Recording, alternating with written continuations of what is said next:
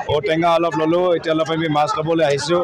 এতিয়া বাকী চবটো ঠিকেই আছে, কিন্তু মোৰতো মানুহগৰাকীটো দিল্লীত আছে, তো মোৰ ৰান্ধনি নাই এতিয়া মোৰ সেইটোৱে চিন্তা যে ঘৰত মানে ৰান্ধিব কোনে, মানে সেইটোৱে কাৰোবাক আমি সেইটো কিবা এটা প্লেন কৰিব লাগিব আজি। আৰু হৈছে কালিলৈ গৰু বিহু, অসমীয়া হেঁপাহৰ ৰঙালী বিহু, কাইলৈ যি গৰু বিহু আৰু ৰাজ্যবাসীয়ে গৰু বিহু উদযাপন কৰিব। আজি যিহেতু উৰুকা আৰু দেখা পোৱা গৈছে যে ৰাজ্যৰ প্ৰান্তে প্ৰান্তে এতিয়া বজাৰসমূহত ব্যাপক ভিৰ পৰিলক্ষিত হোৱা দেখা পোৱা গৈছে।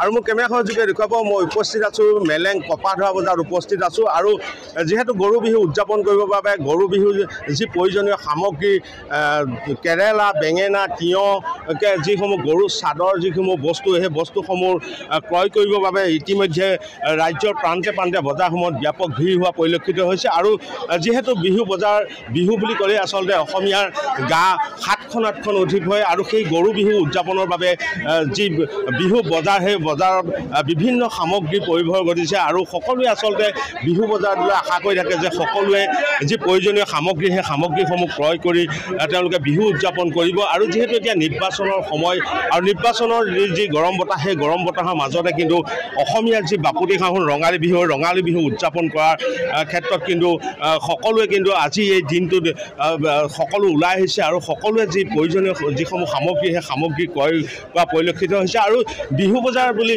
ক'লে আচলতে এটা বিশেষ ব্যাপক উৎসাহ দেখা পোৱা যায়। আৰু এই বিহু বজাৰতে আচলতে যি আমাৰ যোৰহাট লোকসভা সমষ্টিৰ যি প্ৰক্ষেপিত প্ৰাৰ্থী গৌৰৱ গগৈ ইতিমধ্যে আহি কপাধৰা বজাৰত উপস্থিত হৈছেহি।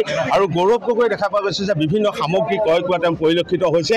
আৰু মাছৰ যি বজাৰ, সেই মাছৰ বজাৰত তেওঁ ইতিমধ্যে মাছৰ কিনাৰ পৰিলক্ষিত হৈছে। মোৰ কেমেৰাখনৰ যোগে দৃশ্যাংশ দেখুৱাব যে যি কংগ্ৰেছৰ সমৰ্থিত যি প্ৰাৰ্থীগৰাকী গৌৰৱ গগৈ ডাঙৰীয়া, আৰু তেখেতে আহি পেলাই আজি যিসকল লোক আছে, যিসকল গ্ৰাহক আছে, গ্ৰাহকসকলৰ লগত কথা পতাৰ লগতে তেওঁ বিভিন্ন সামগ্ৰী ক্ৰয় কৰিছে। আৰু ইতিমধ্যে তেওঁ মাছৰ বজাৰত উপস্থিত হৈছে আৰু তেওঁ মাছ ক্ৰয় কৰা দেখা পোৱা গৈছে। মই তেওঁৰ লগত কিছু কথা পাতিবলৈ চেষ্টা কৰিম।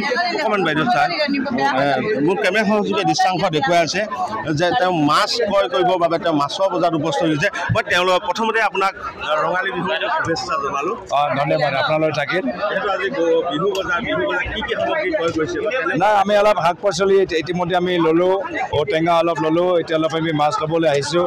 এতিয়া বাকী চবটো ঠিকেই আছে, কিন্তু মোৰতো মানুহগৰাকীটো দিল্লীত আছে, তো মোৰ ৰান্ধনি নাই এতিয়া মোৰ সেইটোৱে চিন্তা যে ঘৰত মানে ৰান্ধিব কোনে, মানে সেইটোৱে কাৰোবাক আমি সেইটোৱে কিবা এটা প্লেন কৰিব লাগিব আজি। আৰু আপোনাৰ পিতৃদেৱকো দেখা পোৱা গৈছিল, আমি পাইছিলোঁ যে বিহুৰ সময়ত পূজাৰ সময়ত তেওঁ বজাৰ দেখা পোৱা যায়, আৰু আজি আপোনাকো দেখা পোৱা গৈছে।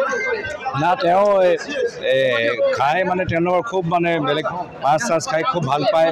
আৰু তেওঁলোকৰ মোৰ মনত আছে খুব মানে স্পেচিফিক মানে বইল আৰু শাক দিয়া মাছ এইবোৰ চব খাই খুব ভাল পায়। তো সেইখিনি কথা ভাল আপুনি মনত পেলাইছে। কেনেকুৱা পাইছে সামগ্ৰীৰ দামসমূহ কেনেকুৱা পাইছে?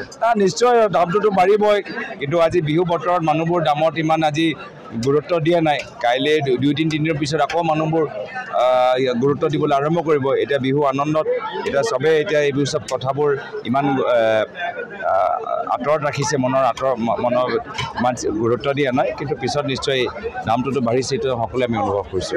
আচলতে বজাৰতো এক প্ৰকাৰ প্ৰচাৰ বুলি ক'ব লাগিব, যিহেতু ইলেকশ্যন পালে সেই প্ৰচাৰ কাৰ্য চলি আছে। আমি ৰাইজৰ প্ৰতিনিধি, জনসম্পৰ্ক আমাৰ কৰ্তব্য। আৰু সদায় আমি কেনেকৈ নিজৰ জনসংযোগ আমি বৃদ্ধি কৰিব পাৰোঁ, ৰাইজৰ আমি প্ৰতিনিধি হিচাপে ৰাইজৰ কথাবোৰ আমি শুনিব পাৰোঁ। য'ত ৰাইজ আছে, ৰাইজৰ প্ৰতিনিধি তাত থাকিবই লাগিব। ঠিক আছে, আগন্তুক ৰঙালী বিহু আপোনালৈ ধন্যবাদ, আপোনালোকে থাকিব। ধন্যবাদ জনাইছোঁ। এয়া আছিলে যোৰহাট লোকসভা সমষ্টিৰ প্ৰক্ষেপিত প্ৰাৰ্থী গৌৰৱ গগৈ ডাঙৰীয়া, আৰু তেখেতেও ইতিমধ্যে বিভিন্ন সামগ্ৰী ক্ৰয় কৰিছে। আৰু কপাধৰা বজাৰত তেওঁ বজাৰ কৰা পৰিলক্ষিত হৈছে। আৰু বজাৰতো দেখা পোৱা গৈছে যে গৌৰৱ গগৈ সমৰ্থন যিসকল লোক আছে আৰু লোকসকল আহিছে, আৰু লোকসকলে তেওঁ প্ৰাৰ্থীজনক তেওঁ সংগ দিয়া দেখা পোৱা গৈছে। আৰু যিহেতু বাপতিসাহোন ৰঙালী বিহু, আৰু ৰঙালী বিহু ইতিমধ্যে অসমৰ অসমৰ চুকে কোণে সকলোৱে বিহুক আদৰিবৰ বাবে ব্যাপক প্ৰস্তুতি দেখা পোৱা গৈছে আৰু বজাৰসমূহত ব্যাপক ভিৰ হোৱা পৰিলক্ষিত হৈছে তাৰ মাজতে কিন্তু যোৰহাট লোকসভা প্ৰাৰ্থীজন আহি পেলাই এই যোৰহাট মেলেং কপাধৰা বজাৰত তেওঁ বজাৰ কৰা পৰিলক্ষিত হৈছে আৰু এনেধৰণে আচলতে আজি সকলো লোক ৰঙালীক আদৰিবলৈ প্ৰস্তুত হৈ পৰিছে আৰু যিহেতু আজি উৰুকা আৰু উৰুকা বজাৰত দেখা পোৱা গৈছে ব্যাপক ভিৰ হোৱা পৰিলক্ষিত হৈছে যদিও সামগ্ৰীসমূহৰ মূল্য অলপ বাঢ়িছে তথাপিতো কিন্তু এই সকলো লোকে কিন্তু মূল্য বৃদ্ধিটোক কিন্তু গুৰুত্ব দিয়া নাই কিন্তু সকলোৱে আদৰিবৰ বাবে প্ৰয়োজনীয় সামগ্ৰী ক্ৰয় কৰা পৰিলক্ষিত